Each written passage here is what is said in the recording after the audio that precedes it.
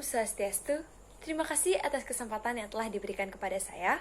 Saya, Nyoman Putri Vidya Paramanda, nomor absen 29 dari kelas 12 MIPA 2. Pada kesempatan ini akan membuat sebuah video pembelajaran terkait alat penerapan yang kita gunakan sehari-hari yang menggunakan konsep listrik statis. Untuk itu, yuk disimak! Baik, di sini saya akan menjelaskan printer laser sebagai salah satu alat penerapan yang menggunakan konsep listrik statis.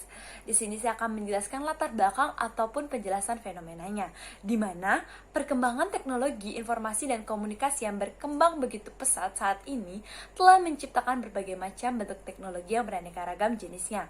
Salah satu teknologi yang dapat kita gunakan sehari-hari ialah printer. Printer ini dapat membantu manusia dalam menyelesaikan tugasnya. Printer yang digunakan untuk mencetak informasi yang dihasilkan dari proses pengolahan data yang telah dilakukan oleh komputer, baik itu dalam bentuk gambar, tulisan, ataupun yang lainnya, ke dalam bentuk media kertas atau sejenisnya. Di sini saya akan menjelaskan tujuan dari saya membuat video pembelajaran ini adalah yang pertama, untuk mengetahui manfaat dari printer laser ini. Yang kedua, untuk mengetahui bagian-bagian ataupun komponen yang ada di dalam printer laser ini. Yang ketiga, untuk mengetahui cara kerja dalam menggunakan printer laser ini. Dan yang keempat atau yang terakhir adalah untuk mengetahui prinsip kerja apa yang digunakan dalam printer laser ini. Kita lanjut ke bagian alat dan juga fungsi yang ada pada printer laser ini, yaitu yang pertama ada toner cartridge yang berfungsi sebagai penyimpan toner yang akan menjadi bubuk. Yang kedua ada bubuk laser toner sebagai bahan pengisi atau refill toner cartridge printer laser.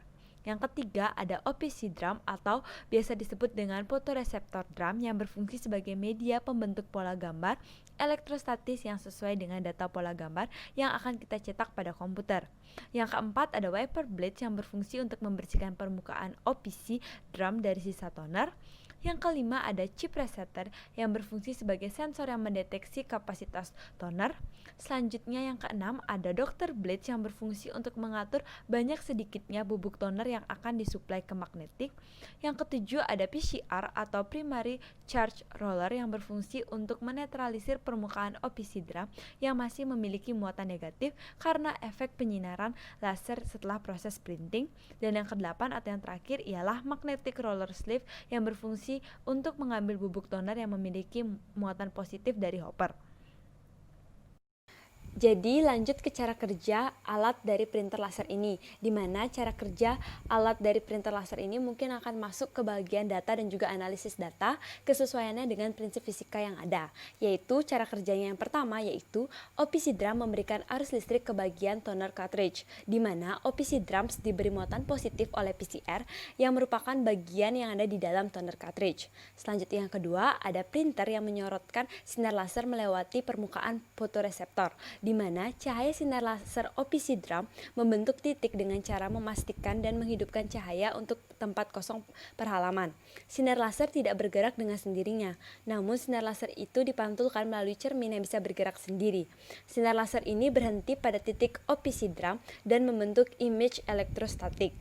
Bagian permukaan drum yang terkena sinar laser berubah menjadi bermuatan negatif karena sinar laser membawa muatan negatif. Sinar laser tersebut merupakan sebuah komponen yang penting untuk memberikan hasil cetak yang presisi dan akurat sesuai dengan data yang diterima.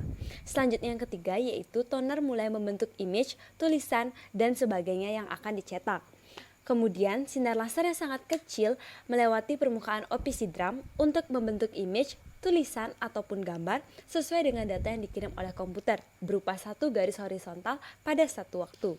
Selanjutnya yang keempat yaitu ada serbuk toner di cartridge diambil oleh unit developer atau magnetic sleeve. Setelah pola image terbentuk, serbuk toner yang tersimpan di toner hopper di dalam cartridge itu diambil oleh magnetic sleeve.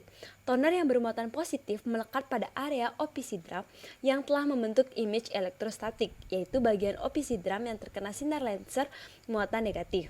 Kertas dengan muatan negatif yang lebih kuat dari OPC drum bergerak sepanjang sabuk dan roll di atas drum yang telah dibubuhi serbuk toner yang berpola.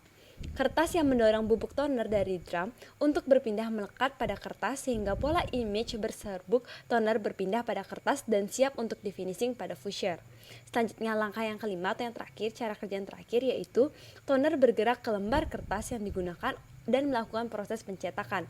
Fisher atau pemanas berfungsi untuk mengeringkan serbuk toner yang telah berbentuk image pada kertas agar kuat melekat pada kertas. Kemudian kertas yang telah tercetak dikeluarkan menuju tray pengeluaran kertas pada printer. Toner yang tidak menempel pada kertas dan masih melekat pada opisida akan dihapus oleh wiper blade dan kemudian masuk ke dalam waste bin atau pembuangan. Baik, di sini saya akan menyampaikan kesimpulannya. Jadi kesimpulannya adalah dalam kehidupan sehari-hari banyak sekali alat-alat di sekitar kita yang menggunakan konsep listrik statis. Salah satunya adalah printer laser yang menggunakan konsep listrik statis, di mana adanya tarik-menarik antara negatif dan juga muatan positif. Baik, sekian dari video pembelajaran yang dapat saya buat. Semoga dapat bermanfaat dan terima kasih atas perhatiannya. Saya mohon maaf apabila ada kesalahan kata. Akhir kata saya tutup dengan Parama Santi. Om Santi Santi Santi Om. Dadah!